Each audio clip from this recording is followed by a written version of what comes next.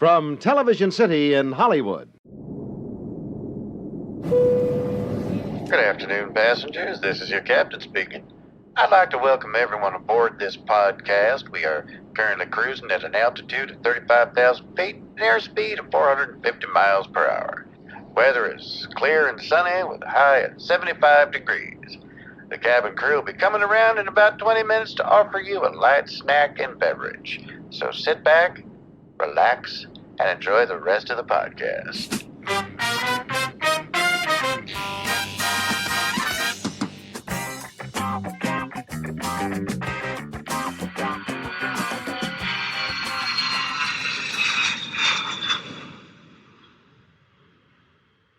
Hello, everybody, and welcome aboard Pilot Error. I'm Tom Feeney, writer for Wang's Chop Movie Magazine.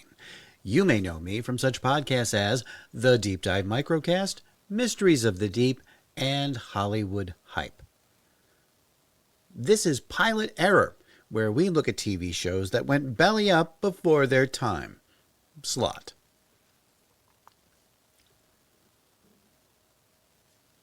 In 2023, the world of entertainment lost a true legend, a genuine pioneer in television history, and a lifelong activist, Norman Lear. If you know the name, you almost certainly know the TV shows he created, especially the groundbreaking sitcom All in the Family. Boy, the way Glenn Miller played songs that made the hit parade. guys like us, we had it made. Those were the days. And you knew when you were there. Dance for girls and men were men. Mister, we could use a man like Herbert Hoover again. Didn't need no welfare state. Everybody pulled his weight. G.R.O. LaSalle and great. Those were the days. All in the Family let viewers into the living room and lives of the Bunkers, led by patriarch Archie, a middle-aged working-class loudmouth and bigot, a character you could never get away with today, unless he was a politician. The Bunkers represented the social climate of the early 1970s. The boomers versus the counterculture. Our national anthem. Oh, good. The national anthem. That means they ain't started yet. We're in luck. That is one terrible song. Don't start up nothing with me, meathead. I'm watching a game. That's a beautiful song, and shut your face. Boss, the song glorifies war, and even as a song, it stinks. Nobody can remember the words. You're gonna ruin this game for me. Can you remember the words? Certainly I can. Come on, give me the first few lines of the national anthem. Give me that dick. Come on, I'll turn it on as soon as you give me the first few lines of the national anthem. Oh, shaken, you see, by the dawn's early light, what so proudly we hailed of DIC. Wrong. That ain't wrong. It is too. I'm DIC from My Country Disney. That's wrong. What are you talking about? The next line of Star Spangled Banner's at the twilight's last gleaming. At the twilight's last gleaming comes after DIC. Crazy! You're just proving my point. Nobody can remember the words because they're rotten words. Listen. Oh, say does that Star Spangled Banner yet wave? What kind of a word is yet? If it's in the national anthem, it's a good word. Yet? Yeah, Ed. I use it all the time. Yeah, Ed. Now give me that Ed.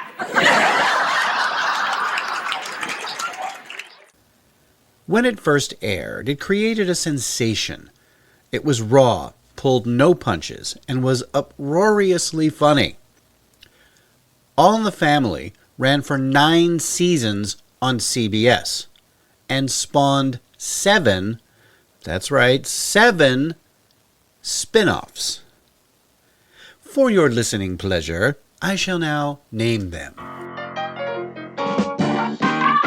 Lady Godiva was a freedom rider. She didn't care if the whole world looked. Joan of Arc with the Lord to guide her. She was a sister who really cooked. Isadora was the first bra burner. Angel glad she showed up. Oh, yeah. And when the country was falling apart, Betsy Ross got it all sold up. And then there's Maud. And then there's Maud. And then there's Maud. And then there's Maud. From 1972 to 1978, Maud, starring future Golden Girl B. Arthur. Surprising anything but tranquilizer. Right on, Maud. Good time. Anytime you need a payment. Good time.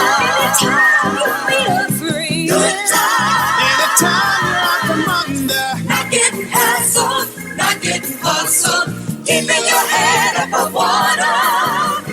Making a way when you can. Temporary layoffs. Good times. Easy credit rip-offs. Good times. Scratching and surviving. Good times. Hanging in a jar. Good times. Ain't we lucky we got 'em? Good times.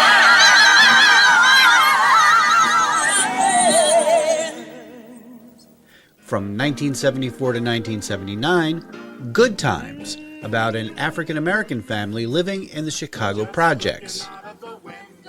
From 1975 to 1985, Well, we're moving on up to the east side, to a deluxe apartment in the sky.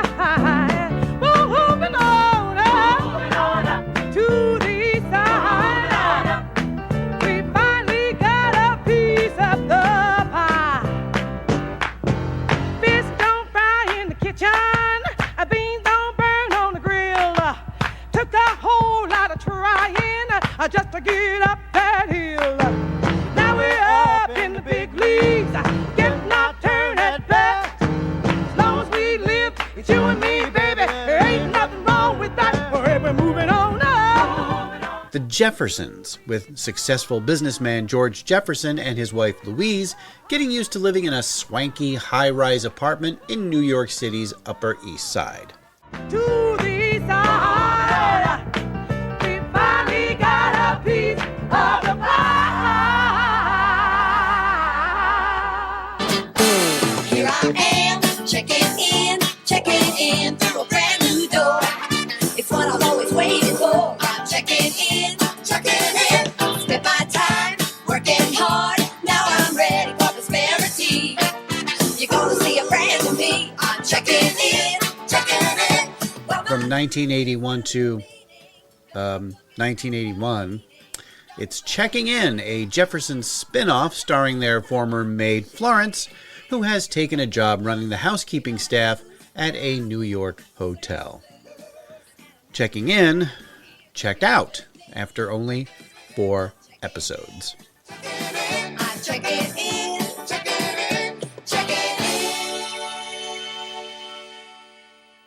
In 1979, Norman Lear felt that All in the Family had run its course and wanted to end the show. CBS, on the other hand, wanted more episodes. So a compromise was reached.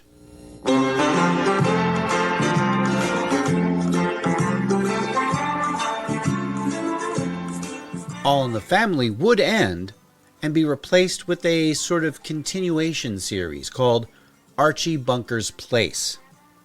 Archie's long-suffering wife Edith was killed off camera, and the focus of the show shifted to a tavern that Archie had just purchased. Archie Bunker's Place lasted 4 seasons and ended in 1983. From 1982 to 1983, another relative failure came and went with Gloria, a spin-off focusing on Archie Bunker's now single daughter. It lasted 1 season of 21 episodes. And finally, a reboot of sorts. In 1994, the sitcom 704 Hauser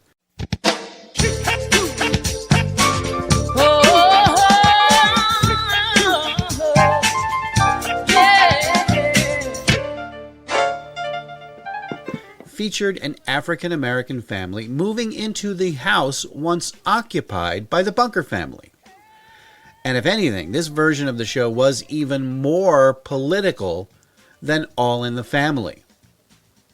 Unfortunately, 1990s audiences lost their appetite for thoughtful sitcoms, and 704 Hauser lasted only 6 episodes. Now, if those shows were your only contribution to the television landscape, I'd say you had done pretty well for yourself. But Norman Lear had a lot more going on. In his life, he flew 52 combat missions for the Air Force during World War II. In the 1950s, Lear and writing partner Ed Simmons began writing comedy sketches for TV variety shows, especially for the team of Dean Martin and Jerry Lewis. After moving from show to show during the 1960s, Lear wanted to create a show of his own.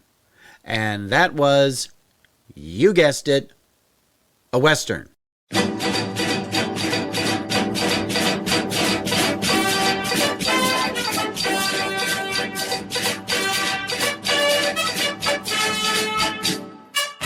No, okay, you didn't guess it.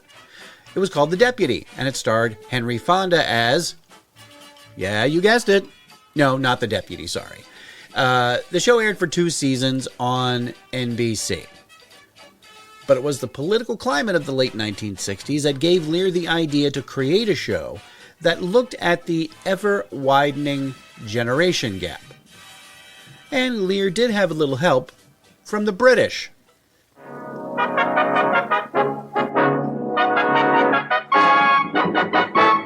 British sitcom Till Death Us Do Part served as the template for what would become All in the Family.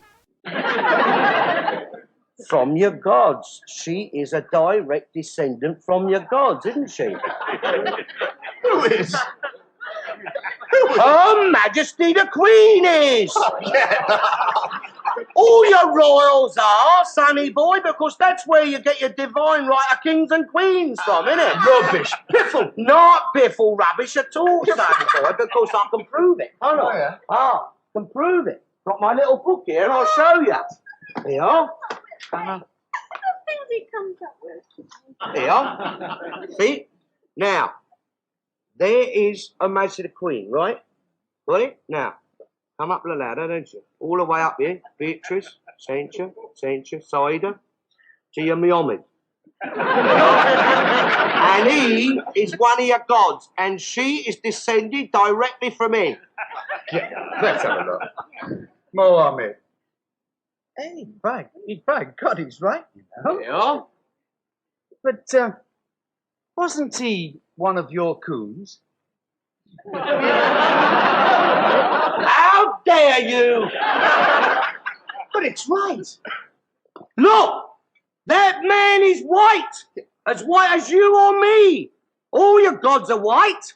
Look, you can see. He's as black as the ace of spades. You can see that. Ignorant scars, git. Anyone who's been out and not flying it for a long time are bound to get a suntan, innit? But Lear had a lot more to contribute after leaving Archie Bunker and Friends behind. This is it, this is it. This is life, the one you get. So go and have a ball. This is it, this is it. Straight ahead. He helped usher in a slew of popular shows like One Day at a Time, Mary Hartman, and Fernwood Tonight.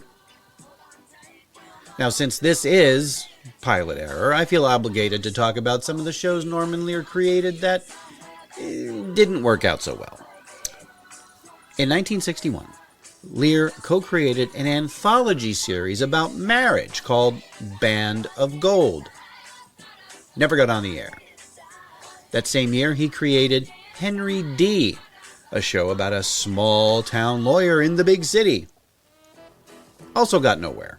A few years later, Lear tried to adapt a then-popular newspaper comic strip called Barnaby about a little boy and his imaginary friend.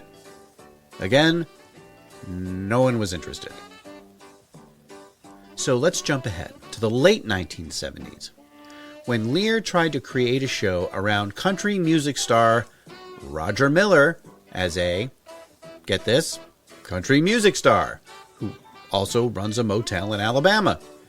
The show was titled after Miller's biggest hit, King of the Road. So, not all Norman Lear's projects were successful. Nobody's perfect. His most remembered creation, All in the Family, had 3 pilots before getting the go-ahead. But we'll save that story for another episode. Lear was also well known for his political and social activism as founder of People for the American Way, an organization dedicated to progressive causes. It was created as a counterpoint to the right-wing Christian evangelical group, the Moral Majority. Hi, I have a problem. I'm religious. We're a religious family, but that don't mean we see things the same way politically. Now here come certain preachers on radio and TV and in the mail telling us on a bunch of political issues that there's just one Christian position, and implying if we don't agree, we're not good Christians. So my son is a bad Christian on 2 issues. My wife is a good Christian on those issues, but she's a bad Christian on 2 others. Lucky me, I'm 100% Christian because I agree with the preacher on all of it. Now my problem is, I know my boy is as good a Christian as me. My wife, she's better. So maybe there's something wrong when people, even preachers, suggest that other people are good Christians or bad Christians, depending on their political views. That's not the American way. Brought to you by People for the American Way, P.O. Box 37300, Washington, D.C. In 2001, Lear purchased one of the first published copies of the Declaration of Independence, one of only 200 copies printed on July 4th, 1776, and one of only 25 that are still known to exist. It cost Lear over $8 million. Now that's a lot of numbers I just said. So why did he buy it? Well, not to lock it away in some vault, but to display it for the people of America. The document was the centerpiece of a cross-country tour being exhibited in museums, libraries, and even the 2002 Olympic Games. The copy that I had to sell because it was too big an investment for me to sustain longer than the 6 or 7 years. Mm-hmm. And we traveled it all over the country with money raised from American business and so forth. I promised myself we'd get to 50 states. Mm-hmm. Many of those states we got to multiple times, but all of them we got to at least once. In 2017, at the age of 95, Lear received the Kennedy Center Honors for his lifetime of work. He was the oldest recipient to have been awarded. Lear passed away on December 5th, 2023, of heart failure. He was 101 years old.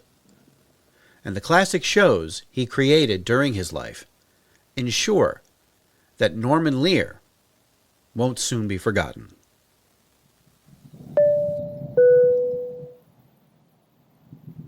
Ladies and gentlemen, this podcast has just been cleared to land. As we start our descent, please make sure your seat backs and tray tables are in their full upright position. Make sure your seatbelt is securely fastened and all carry-on luggage is stowed underneath the seat in front of you or in the overhead bins. We hope you had a safe and enjoyable listening experience. If you have any comments, go to the deepdivepodcast@gmail.com and drop us a line. Any clips used in the podcast are meant for educational purposes only and not to infringe on any. Ladies and gentlemen, this podcast has just been cleared to land. Thanks for flying. As we start our descent, please make sure your seat backs and tray tables are in their full upright position. Make sure your seatbelt is securely fastened and all carry-on luggage is stowed underneath the seat in front of you or in the overhead bin.